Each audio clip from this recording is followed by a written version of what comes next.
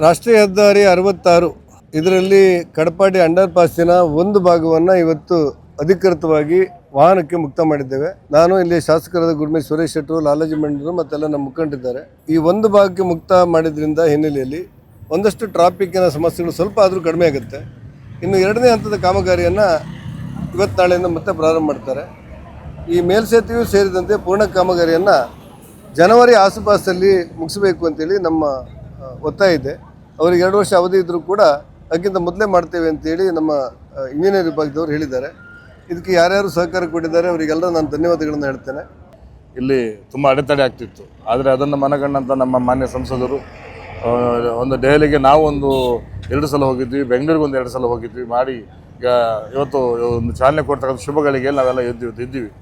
ಆ ನಿಟ್ಟಿನಲ್ಲಿ ಇನ್ನು ಉಳಿದ ಕಾಮಗಾರಿಯನ್ನು ಕೂಡ ಅವರು ಆಲ್ರೆಡಿ ಇಲ್ಲಿ ಗುತ್ತಿಗೆದಾರ ನಾವು ಅಭಿನಂದಿಸಬೇಕು. ಗುತ್ತಿಗೆದಾರರು ಕೂಡ ನಮ್ಮ ನಿರೀಕ್ಷೆಗೂ ಮೀರಿ ಕೆಲಸ ಆಗಿದೆ, ನಿರೀಕ್ಷೆಗೂ ಮೀರಿ ಸ್ಪೀಡಲ್ಲಿ ಕೆಲಸವನ್ನು ಮಾಡಿದ್ದಾರೆ.